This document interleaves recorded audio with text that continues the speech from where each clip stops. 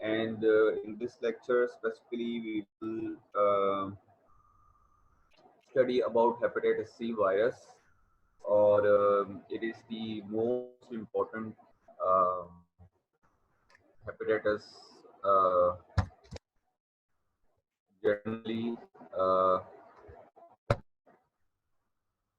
Kindly जल्दी जल्दी join कर लें लेक्चर को ताकि हम लोग इसको स्टार्ट कर सकें।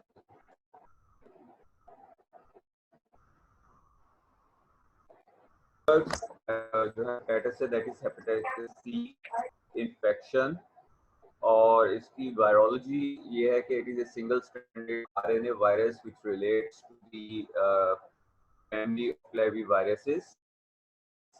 जो हेपेटाइटिस सी वायरस है इसके बारे में मैं आपको थोड़ा बता दूं कि it is most common kind of hepatitis infection, और इसका सबसे बड़ा इशू ये है कि इसकी वैक्सीनेशन अवेलेबल नहीं है, और इसके अगेंस्ट जो प्रिवेंटिव वैक्सीन है उसकी नॉन अवेलेबिलिटी की वजह से जो है वो लोग इसके खिलाफ प्रिवेंशन कर सकते हैं। और ये भी दूसरे वायरसेस की तरह जो बहुत ज़्यादा कंटेजियस इन्फेक्शन है, और अगेन जो है it affects the liver and it can be acute as well as chronic infection. और कुछ पेशेंट्स में जिनकी टॉलरेंस लेवल कम होता है, या जिन पेशेंट्स में प्रोलॉन्ग कर जाती है हेपेटाइटिस सी इन्फेक्शन, उन पेशेंट्स में होते हैं कि ये वायरस उनके लिवर को भी बैडली डैमेज करे। ठीक है, तो हेपेटाइटिस सी अगर आप टाइमली कर्टेल नहीं करते तो इसकी वजह से जो पेशेंट है वो लिवर डिसऑर्डर्स या एंड स्टेज लिवर डिजीज या लिवर सिरोसिस की तरफ जा सकता है। तो वायरोलॉजी में अगर हम दोबारा हैं तो it says that the replication process of hepatitis C virus is poorly understood. तो जस्ट लाइक कोरोना वायरस, इस वायरस के बारे में भी अभी हम लोग बहुत ज़्यादा नहीं जानते, और इसकी जो है वो बहुत कुछ काफ़ी स्ट्रेन्स हैं, जीनोटाइप्स हैं, जिसकी वजह से इसमें म्यूटेशंस भी होती हैं, और इसी वजह से इसकी जो वैक्सीन है वो अभी तक डेवलप नहीं कर हुई या इफेक्टिव नहीं है।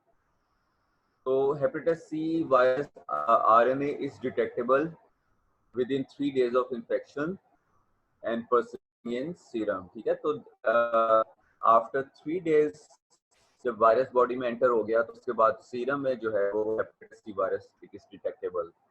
एपिडेमियोलॉजी में कहते हैं कि जी जो हेपेटाइटिस सी वायरस के सोर्स ऑफ ट्रांसमिशन है, जिस तरह से ये एक पर्सन से दूसरे इंडिविजुअल में ट्रांसमिट, दो वेज हैं, एक परक्यूटेनियस है और दूसरा नॉन परक्यूटेनियस है।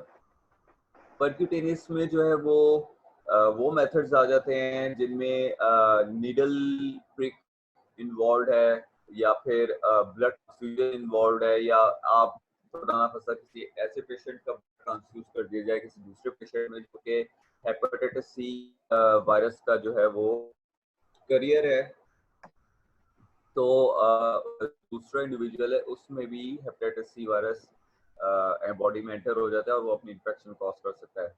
फिर नॉन वेज हैं जिसमें सेक्सुअल कॉन्टेक्ट है, पेरिनेटल जो है वो एक्सपोजर है, that is from mother to child.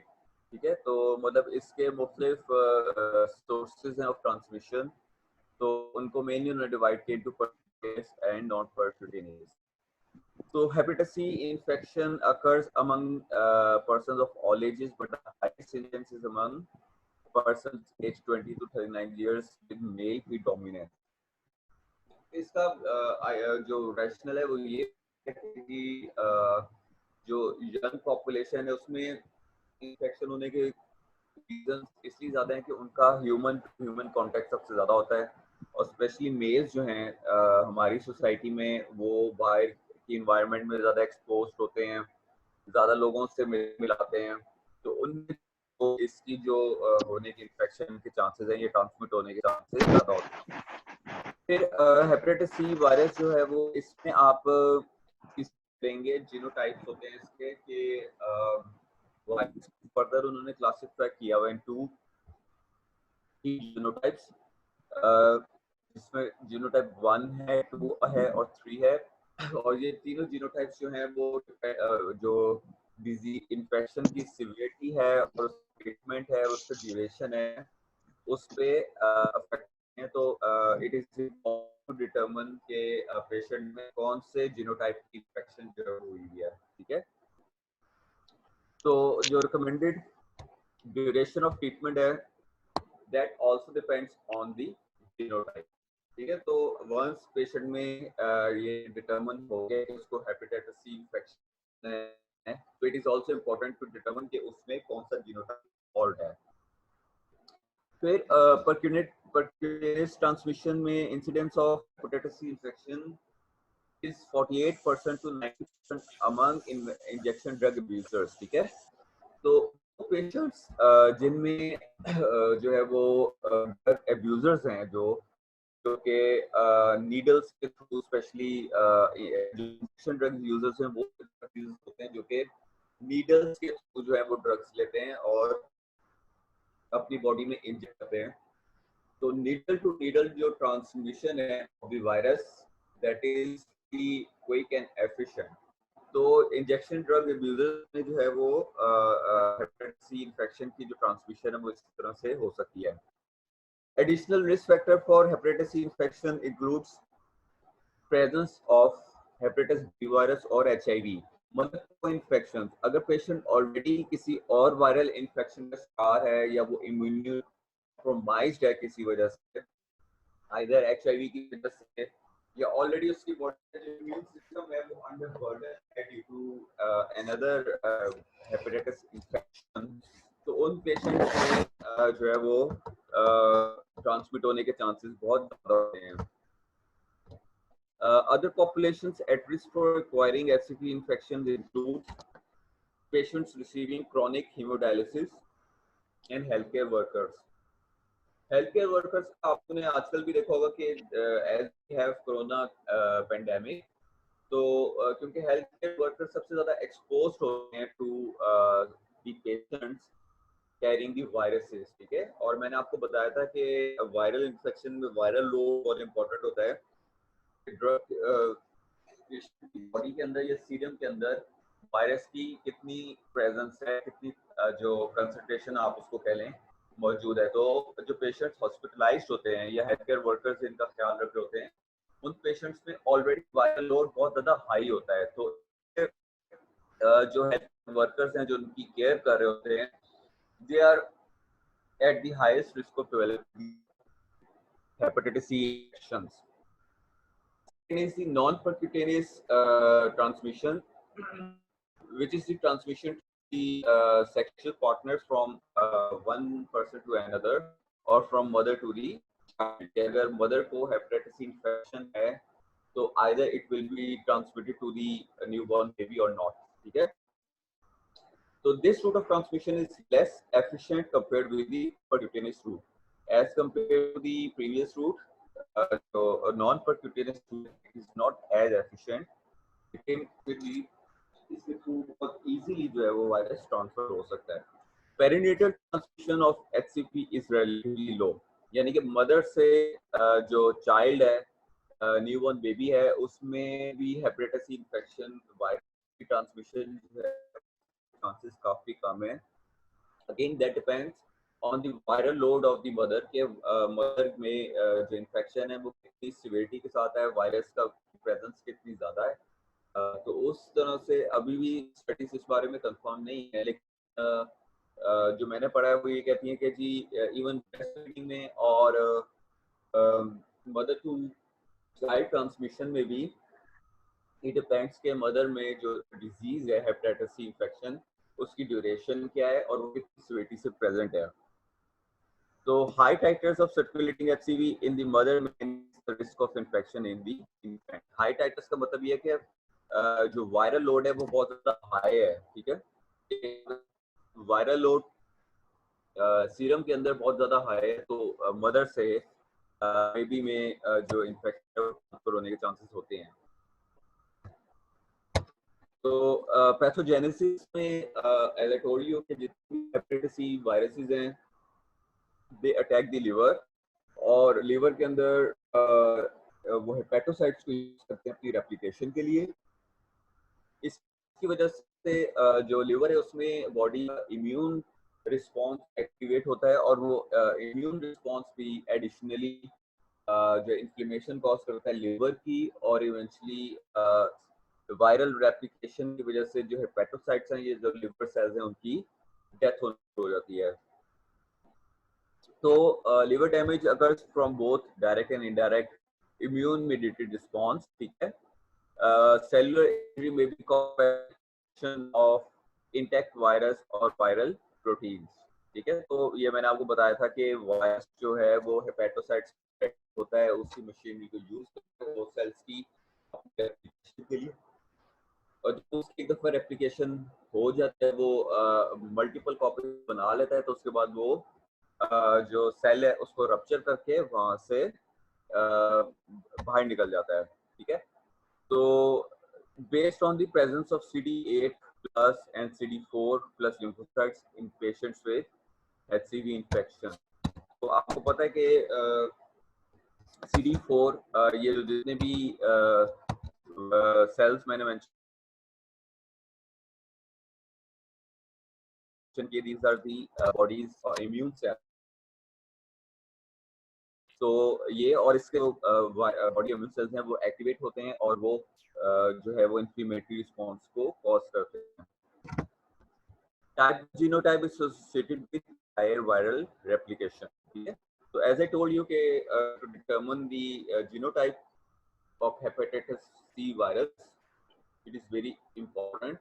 तो कहते हैं कि अगर patient is having genotype 1 virus, तो it is associated with higher viral replication. तो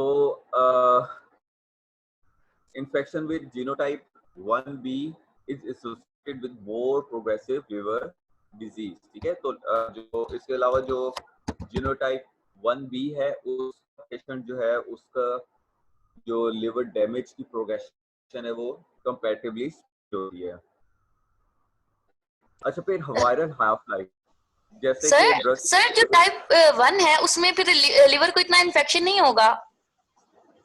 नहीं, उसमें भी होगा और yes, लिवर डैमेज होगा, लेकिन वो कंपेयर टू 1b, वो कह रहे हैं कि जी 1b में जो लिवर का डैमेज वो तेजी से होता है दूसरे जीनोटाइप्स की निस्बत, ठीक है। सर लेकिन सर देखिए टाइप 1 में मतलब वायरल रेप्लिकेशन हो रही है ज्यादा, तो सर वायरल रेप्लिकेशन भी तो सर फिर वो भी तो इन्फेक्शन मतलब ज्यादा वायरस का अटैक होगा, तो सर उसमें भी तो लिवर डैमेज हो जाएगी ना ज्यादा?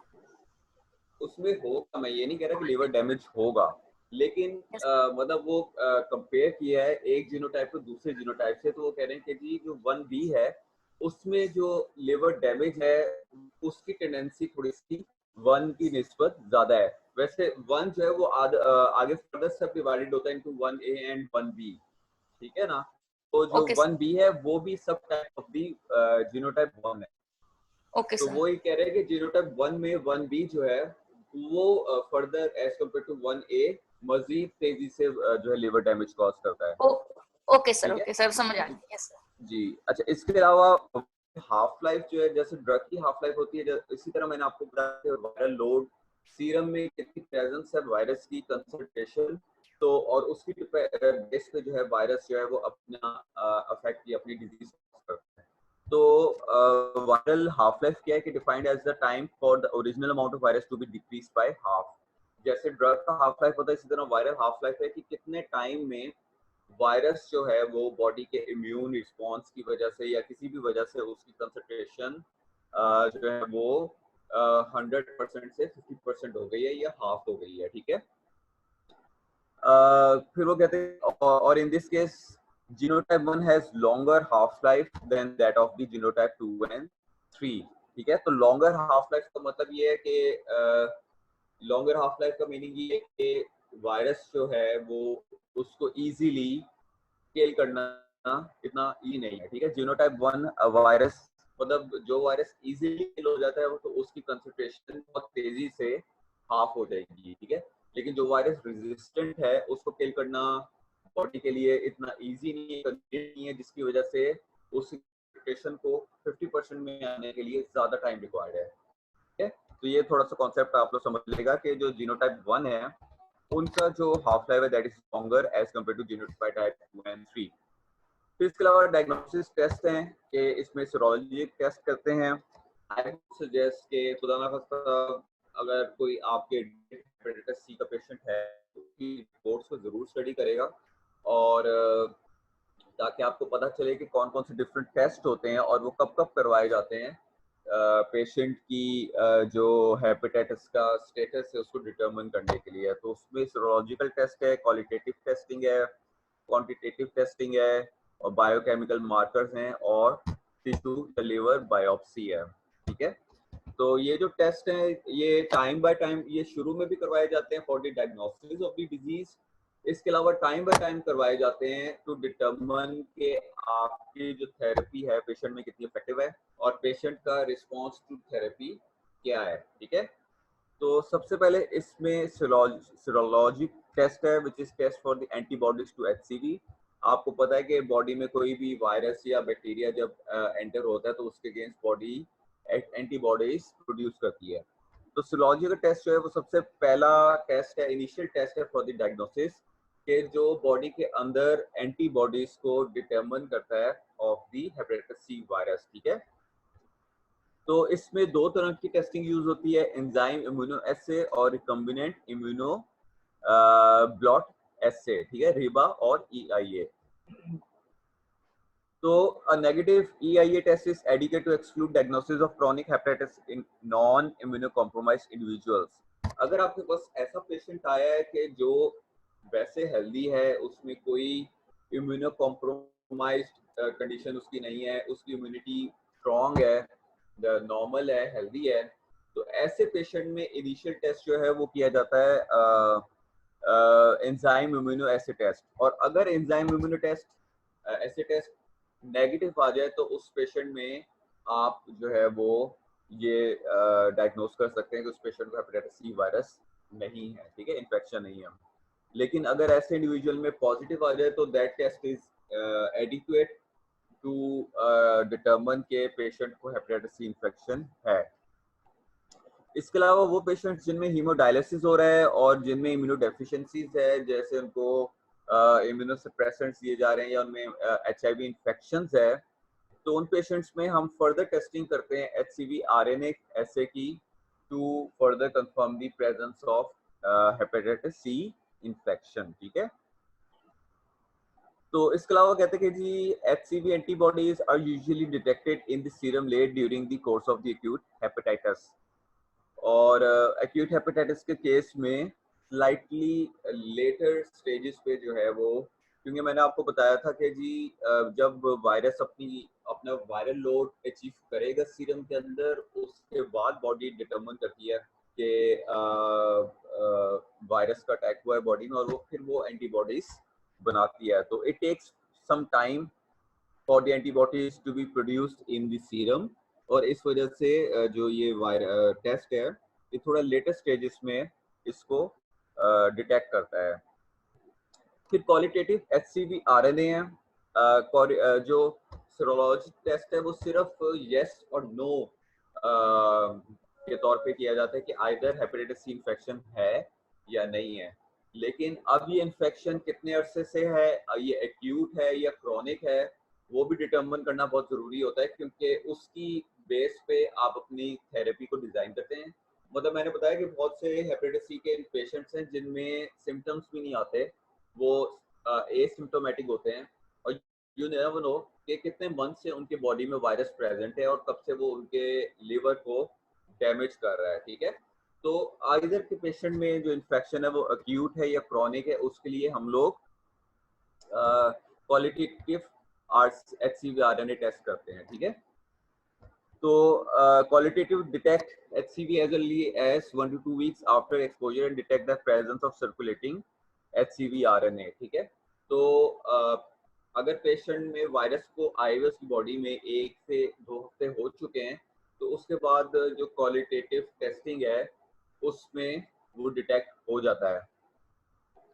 तो क्वालिटेटिव टेस्टिंग, क्वालिटेटिव जो वर्ड है वो क्वालिटी से निकला है, कि क्वालिटी का मतलब ये होता है कि एक चीज है या नहीं है। ठीक है, या उसकी कितनी स्ट्रेंथ जो है वो बॉडी के अंदर वायरस की मौजूद है। क्वालिटी इज समथिंग जो कि स्ट्रेंथ से रिलेटेड होती है प्रोडक्ट की, ठीक है। तो इस केस में वो क्वालिटी ये बता रहे हैं कि कितनी सिवियरिटी के साथ जो इन्फेक्शन है बॉडी के अंदर प्रेजेंट है, कि आइदर इट इज एक्यूट और ये क्रॉनिक है। तो जो ये क्वालिटेटिव टेस्टिंग होती है ये पॉजिटिव और नेगेटिव की फॉर्म में आती है। फिर क्वांटिटेटिव टेस्टिंग है which is used to determine the concentration of the HCV RNA, ठीक है।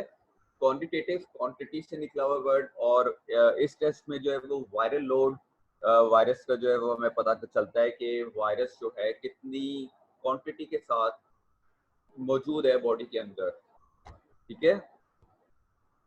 तो HCV RNA strand has been determined to allow normalization of the reported viral titers in the international units. जो quantitative testing है वो determine करती है कि करती है हेल्प करती है डिटरमिनिंग के पेशेंट रिस्पॉन्ड कर रहा है थेरेपी को या नहीं कर रहा, ठीक है। फर्स्ट करो आपने एक हफ्ते पहले पेशेंट को वायरल लोड चेक किया, वो 100 था। आपने नेक्स्ट वीक दोबारा से पेशेंट को ट्रीटमेंट दिया, ट्रीटमेंट के बाद आपने नेक्स्ट वीक दोबारा पेशेंट को वायरल लोड चेक किया, लेट से वो 70 हो गया, तो दैट मीन्स ये कि पेशेंट में वायरस जो है वो 100 से रिड्यूस होके 70 पे आ गया और पेशेंट जो है रिस्पॉन्ड कर रहा है टू दी थेरेपी, ठीक है। तो वायरल लोड की एक सर्टेन वैल्यू होती है, उस वैल्यू से फिजिशियन का टारगेट होता है कि उस वैल्यू से लोड को नीचे लाया जाए ताकि जो है वो पेशेंट को जो है वो साबित कर सकें कि पेशेंट जो है वो आपका नॉर्मल हो गया, ये हेल्दी हो गया है। So test provides significant information with respect to response to treatment in the patient receiving the antiviral therapy, ठीक है। तो ये रिस्पॉन्स टू थेरेपी बताता है। अगर आपके पेशेंट में over time viral load decrease हो रहा है तो दैट मीन्स कि आपकी थेरेपी इफेक्टिव है। अगर वो नहीं हो रहा, वो उल्टा बढ़ रहा है, तो दैट मीन्स कि आपको थेरेपी चेंज करने की जरूरत है। फिर बायोकेमिकल मार्कर्स हैं जिसमें आप एल टेस्टिंग करते हैं जो कि डिटरमिन करती है कि लीवर की फंक्शन किस हद तक जा रहा है, कि कैसे जा रहा है, और लिवर डैमेज हुआ है तो किस स्टेज का लिवर डैमेज है और किस एक्सटेंट का लिवर डैमेज है, ठीक है। तो उसमें एएलटी टेस्ट हैं यूजुअली किए जाते हैं, और इसके अलावा लिवर बायोप्सी। अगर आपके पेशेंट में एएलटी जो है वो बहुत ज़्यादा एबनॉर्मल है और इंडिकेट कर रहा है कि पेशेंट में बहुत ज़्यादा सीवियर किस्म की लिवर इंजरी हो चुकी हुई है, तो उन पेशेंट में फर्दर इन्वेस्टिगेशन के लिए उनकी लिवर बायोप्सी की जाती है। लिवर का टिश्यू जो है वो उसका सैंपल लिया जाता है, उसको हिस्टोलॉजिकली स्टडी किया जाता है कि किस एक्सटेंट तक जो है वो लिवर के सेल डैमेज हो चुके हैं, ठीक है। तो ये मुख्तलिफ टेस्ट हैं। ये मैं आपको बार बार कह रहा हूँ कि आप जो है ज़रूर पेशेंट की रिपोर्ट्स पढ़ेगा, क्योंकि जो हेपेटाइटिस सी का पेशेंट होता है उसकी बहुत सारी रिपोर्ट्स होती हैं। इनिशियल रिपोर्ट्स में सीरोलॉजी का टेस्ट होता है, वो बताता है कि इस पेशेंट में एंटीबॉडीज हैं कि नहीं है। फिर क्वालिटेटिव टेस्ट होता है, वो बताता है पेशेंट की जो इन्फेक्शन है वो एक्यूट है या क्रॉनिक है। फिर क्वांटिटेटिव है, वो बताता है कि जी पेशेंट को वायरल लोड क्या है और पेशेंट की थेरेपी की रिस्पॉन्स क्या है। फिर उसमें जो है, और ये सारे टेस्ट जो है ये टाइम बाय टाइम होते रहते हैं, आई थिंक ये मंथ में एक दफा होते हैं, आई एम नॉट श्योर कि जो है ये क्वांटिटेटिव और क्वालिटेटिव टेस्ट जो है, क्वांटिटेटिव और ये जो एयर लिवर फंक्शन टेस्ट है ये तो पेशेंट के फ्रीक्वेंटली होते रहते हैं ताकि डॉक्टर डिटरमिन करता रहे कि थेरेपी के अगेंस्ट पेशेंट क्या रिस्पॉन्ड दे रहा है, ठीक है। तो selection of test, patients with elevated liver aminotransferase without an obvious source should be tested for HCV, ठीक है। अगर आपके पेशेंट में इनिशियली जॉन्डिस के सिम्टम्स हैं तो आप उसका लिवर फंक्शन टेस्ट करवाएं। फिर लिवर फंक्शन टेस्ट में अगर एबनॉर्मल वैल्यूज आ रही हैं तो आप उसका HCV टेस्ट करवाएं, क्योंकि HCV टेस्ट जो है वो थोड़ा बहुत एक्सपेंसिव टेस्ट है। तो आप हर पेशेंट को ऐसे नहीं फौरन कह रहे थे कि जी आप जाके HCV की टेस्टिंग करवाएं। सबसे पहले आप दूसरे फैक्टर्स को डिटरमिन करते हैं कि आइदर आप ख्याल है कि पेशेंट में इन्फेक्शन है कि नहीं है। तो ये जो है नीचे मुख्तलिफ टेस्ट का टेबल है, कोडा टेबल से लिया गया है कि उसमें कौन सा टेस्ट है, उसके एप्लीकेशन क्या है और उसकी जो सेंसिटिविटी है या कमेंट्स क्या है, ठीक है। तो hepatitis C anti HCV antibody जो सीरोलॉजिकल टेस्ट है जिसमें मैंने आपको बताया था जी AI enzyme amino acid test है और दूसरा रिवर टेस्ट है। तो ये इनकी जो है फर्दर डिस्कशन है। टेबल मैंने इसलिए ऐड किया कि आप लोगों को अगर नहीं समझ आ रही तो आप उस टेबल को स्टडी करें तो आप लोगों को आइडिया हो जाएगा कि कौन सा टेस्ट कब यूज हो रहा है। फिर other clinical and extra hepatic manifestations में नॉन इम्यूनोकॉम्प्रोमाइज्ड पेशेंट्स जिनमें clinical cirrhosis can be identified as early as 15 months following the infection. जो लिवर सिरोसिस और लिवर डैमेज है वो उन पेशेंट्स में उसके चांस ज़्यादा होते हैं जो कि ऑलरेडी वीक हैं, जिनका टॉलरेंस लेवल कम है, यानी कि उनका जो इम्यून सिस्टम है वो सप्रेस्ड है, वो ऑलरेडी किसी और लिवर डिसऑर्डर का शिकार हैं, हीमोडायलिसिस के शिकार हैं। तो उन पेशेंट्स में ज़रा ज़्यादा एहतियात करने की ज़रूरत होती है इन्फेक्शन के साथ। तो evidence by the splenomegaly, ascites, coagulopathy and oesophageal varices, ठीक है। तो जो ये पेशेंट्स होते हैं उनमें कोगुलेशन प्रोफाइल भी करवाया जाता है, जिनमें आपको सस्पिशन हो उनमें जो है लिवर डैमेज की तरफ पेशेंट जा रहा है, तो उनका जो कोगुलेशन प्रोफाइल है उसमें भी थोड़ी सी वेरिएशन होती है। उनमें स्प्लीनोमेगाली हो सकती है, सिरोसिस में एसाइट्स और इसोफेगल वेरिसेस। वेरिसेस जो है वो इंटरनल ब्लीडिंग जो है वो। So patients receiving dialysis have greater incidence of HCV infection because they are receiving multiple blood transfusions, ठीक है। तो ये कुछ पॉइंट्स हैं कि कौन कौन सी कोई इन्फेक्शन हैं या कौन कौन सी कंडीशंस हैं जिनमें जो हेपेटाइटिस सी वायरस है वो ज़्यादा डेडली हो सकता है और पेशेंट में ज़्यादा लिवर डैमेज हो सकता है। फिर नीचे आए तो कहता है कि most patients with acute HCV infections are asymptomatic, ठीक है। तो just like other viral infections इनका भी ये मसला है कि बहुत अरसे तक पेशेंट एसिम्प्टोमेटिक रहता है, उसको पता ही नहीं होता कि उसको उसकी बॉडी में वायरस है, लेकिन वायरस अपना काम कर रहा होता है, वो पेट्रोसाइट्स को डैमेज कर रहा होता है और पेशेंट जो है वो क्रोनिक कंडीशन में पहुंच चुका होता है। Patients with chronic HCV infection generally complain of fatigue, nausea, anorexia, abdominal pain, uh, uh, depression. तो psychologically भी patient में depression, anorexia, nausea, vomiting, क्योंकि डिप्रेशन इस वजह से होता है कि पेशेंट कॉन्स्टेंटली उसकी क्वालिटी ऑफ लाइफ डिस्टर्ब हो रही होती है और उसको पता नहीं चल रहा होता कि प्रॉब्लम क्या है, और जब तक उसका एचसीवी डायग्नोस होता है तब तक जो है वो पेशेंट ये सिम्टम्स फेस करता है। फिर जॉन्डिस, ठीक है। जॉन्डिस मैंने आपको बताया था, not a disease, it is a symptom which is simply जो destruction of the excessive destruction of the bilirubin, जिसकी वजह से स्किन जो है वो येलो हो जाती है। तो हेपेटाइटिस सी में जो है वो जॉन्डिस भी हो सकता है। फिर क्रॉनिक केसेस में पेशेंट जो है वो लिवर सिरोसिस डेवलप कर सकता है। लिवर सिरोसिस जो है वो necrosis of the liver tissues है और वो greater extent of the necrosis of the liver tissues, that is liver. So this is one of the complication of the hepatitis C infection, ठीक है। Prevention का ये है कि अभी तक जो है वो कोई वैक्सीन डेवलप नहीं कर हो पाई सी इन्फेक्शन की, unlike hepatitis C A and B. तो सिर्फ जो है इससे एहतियात मुमकिन है जस्ट लाइक कोरोना इन्फेक्शंस। तो सीडीसी और नेशनल इंस्टीट्यूट ऑफ हेल्थ ने कुछ गाइडलाइंस या रिकमेंडेशंस जो है पब्लिश किए हैं कि किस तरह से जो है वो प्रिवेंट किया जा सकता है transmission of the hepatitis C infections. उसमें कुछ रिकमेंडेशंस है जो नीचे लिखी हुई है कि hepatitis C positive individuals should refrain from donating blood और सीमेंट, ठीक है। तो जो बॉडी फ्लूइड्स होते हैं उनके थ्रू हेपेटाइटिस सी वायरस जो ट्रांसमिट होता है वन इंडिविजुअल टू अदर। तो वो कहते हैं कि जी एचसीवी पॉजिटिव पेशेंट्स जो हैं वो कोशिश को ना ब्लड डोनेट ना करें, ऑर्गन डोनेशन ना करें।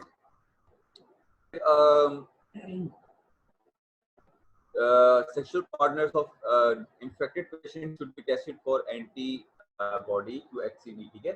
तो अगर मतलब पेशेंट के जो अदर पार्टनर है, हस्बैंड या वाइफ, उसमें आया है तो इट इज इम्पोर्टेंट कि जो दूसरा पार्टनर है वो भी अपने हेपेटाइटिस टेस्टिंग करवाए क्योंकि कई वायरस उसमें ट्रांसफर तो नहीं हुआ।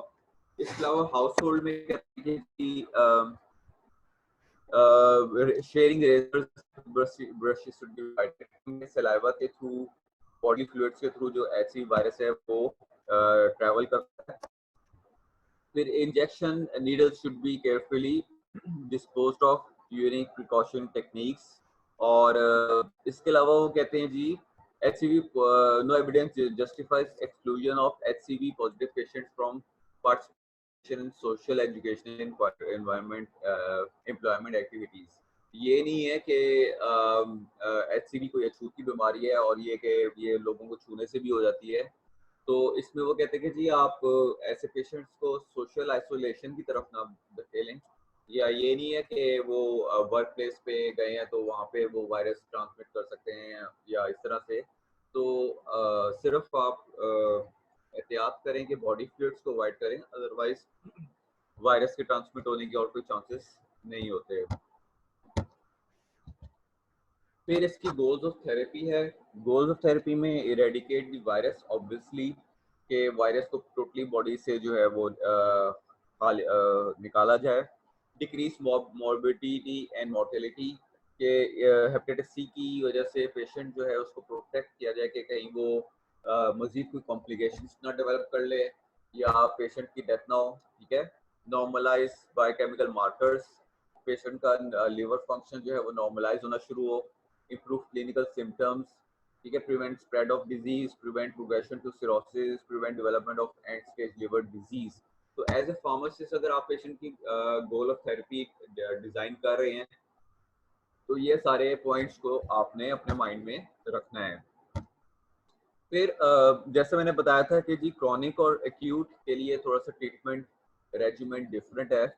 तो पीछे आपको टेस्ट बताया गया है कि जी क्वालिटेटिव टेस्टिंग जो डिटरमिन करता है कि आइदर इन्फेक्शन एक्यूट है या क्रॉनिक है। तो एक्यूट में इंटरफेरॉन्स दिए जाते हैं, interferons alpha which reduce the severity and rate of progression of the chronic infection। अगर पेशेंट को एक्यूट इन्फेक्शन होगी है तो आपकी कोशिश होनी चाहिए कि वो क्रॉनिक इन्फेक्शन में ना जाए। प्रोलॉन्ग नाउ डिजीज, ठीक है, data suggest that patient with acute HCV infection receiving interferon had a lower rate of chronic infection। ठीक है। तो इसकी जो डोज है that is subcutaneous for 4 weeks and then 3 times per week for another 20 weeks। ये कोडा Kimbal के अंदर भी जो डोज गाइडलाइंस है वो प्रेजेंट है। तो आप लोग ने क्या करना है कि आपने पेशेंट की कंडीशन की बेस पे कि आइदर आपका पेशेंट जो है इम्यूनो कॉम्प्रोमाइज्ड है कि नहीं है, आपका पेशेंट जो है वो क्रॉनिक इन्फेक्शन में है या फिर एक्यूट इन्फेक्शन में है, उसका वायरल लोड क्या है, कहीं आपके पेशेंट में हेपेटाइटिस सी वायरस रिलैप्स तो नहीं हुआ, ये तो नहीं हुआ कि पहले उसको इन्फेक्शन हुई नेगेटिव हो गई फिर दोबारा हो गई है। तो ये सारे फैक्टर हैं जिसकी बेसिस पे हम लोग इंटरफेरॉन्स देते हैं और उसके साथ कॉम्बिनेशन में एंटीवायरस देते हैं जो कि रिबाविरिन होती है, मार्केट में अवेलेबल 400 mg में। तो ये सारे ट्रीटमेंट जो है डिफरेंट ट्रीटमेंट गाइडलाइंस हैं डिफरेंट कंडीशंस के लिए। तो आप अपने पेशेंट की असेसमेंट करनी है, उसमें डिटरमिन करना है इन सारे पॉइंट्स को और उसकी बेस में आपने उनका थेरेपी बताना है। ठीक है। तो फिर क्रॉनिक हेपेटाइटिस है जिसमें इंटरफेरॉन्स हैं plus ribavirin combination therapy. Ribavirin antiviral की जो डोज रेजिमेन है वो वेरी करता है, वेट बेस पे वेरी करता है, क्रॉनिक और एक्यूट के लिए वेरी करता है, रिलैप्स के लिए वेरी करती है डोजेस। यूजुअली ये मार्केट में अवेलेबल 400 mg की टेबलेट्स में आती है और 400 OD या 600 OD की डोजेस में जो है वो रिकमेंडेड है FDA की तरफ से। ठीक है। तो ये मुख्तलिफ इंटरफेरॉन्स हैं, उनकी कॉन्ट्राइंडिकेशंस हैं, असेसमेंट के आप किस तरह डिटरमिन कर सकते हैं कि आपके थेरेपी है वो सेफ है और इफेक्टिव है। सेफ्टी प्रोफाइल में आप उसमें देखेंगे जी इसकी वजह से कोई डेवलप तो नहीं हो रहे, एनीमिया तो नहीं हो रहा, थ्रोम्बोसाइटोपेनिया न्यूट्रीनिया तो नहीं हो रहा। इसके अलावा रिस्पॉन्स टू थेरेपी, ये 3-4 क्राइटेरियाज हैं जिसकी बेस पे हम कैटेगराइज करते हैं अपने पेशेंट्स को कि इनमें थेरेपी का रिस्पॉन्स क्या है। ठीक है। इसमें नॉन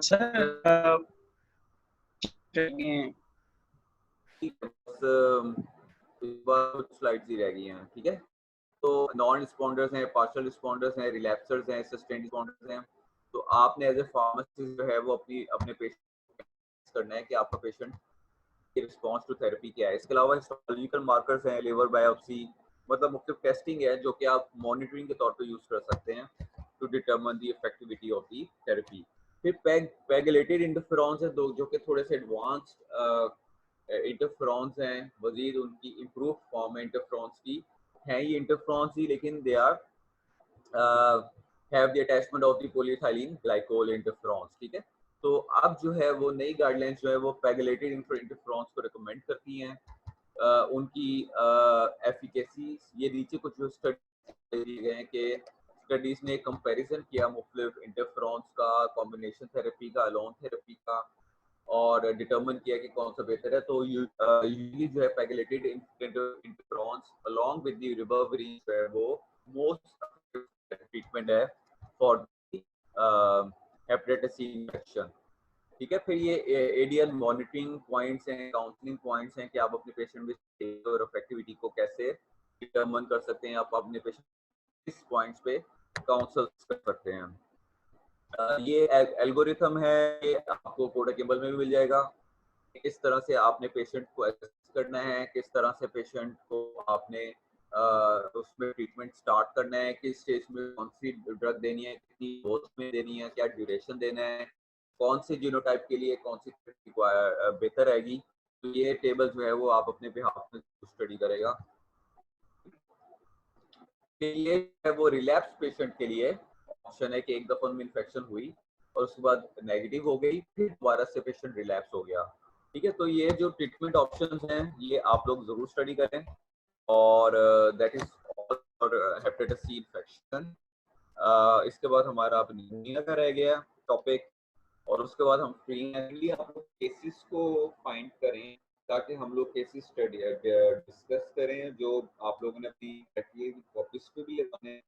तो उसके लिए हम लोग प्रैक्टिकल के लिए भी टाइम को फिक्स करेंगे after completion of the pneumonia, ठीक है। That's all from my side, और इंशाल्लाह आप लोगों से को दोबारा मुलाकात होती है। टेक केयर, अल्लाह हाफिज।